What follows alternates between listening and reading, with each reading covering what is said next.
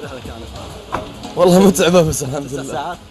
اي والله. كم ساعة الطيارة؟ متقطع صراحة. 3 4. متقطع. ياسر خلينا نتكلم عن مهمتكم صراحة، مهمتكم أكيد إنها صعبة، الكل واقف وياكم، شلون تطمن الجماهير؟ والله في البداية بسم الله الرحمن الرحيم، الوقفة هي الأهم شيء صراحة.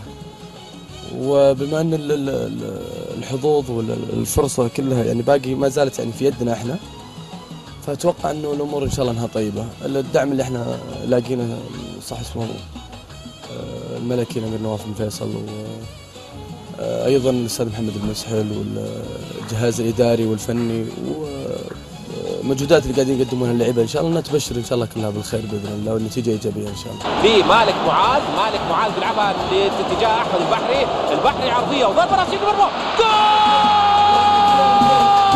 جول ياسر القحطاني، القناص ياسر القحطاني بيسجل. كلاعبين مريتوا في نفس هذه المراحل أعتقد، المراحل الصعبة. أكيد مرينا أصعب من المراحل هذه، ولكن حاليا أنا أشوف أنه وضعنا إن شاء الله أنه أفضل بإذن الله من السابق. تاريخ الكرة السعودية يشفع للمنتخب السعودي في هذه المباراة؟ شوف التاريخ كل حال، لو انه يشفع على اي احد ما خلى تايلاند تفوز على عمان 3-0. فانا اعتقد انه التاريخ من غير جهد او من غير عمل ما راح تستفيد منه، لكن التاريخ مع مجهود انت راح توثق اكثر هذا التاريخ وتزيد رصيدك تاريخيا وتحقق النتائج الايجابيه اللي انت تبحث عنها. الكرة الحين ملعبكم ياسر كلاعبين ام لا تزال يعني في ملعب الجميع كجهاز فني كجهاز اداري؟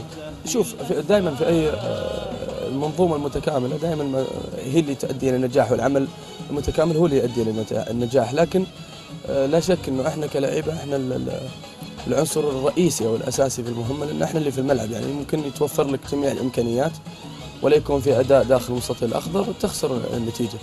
فنتمنى ان شاء الله ان احنا نكون ان شاء الله على قدر المسؤوليه اللي موكله لنا باذن الله، والجهاز الفني والاداري ان شاء الله ما راح يقصرون واحنا ما راح نقصر.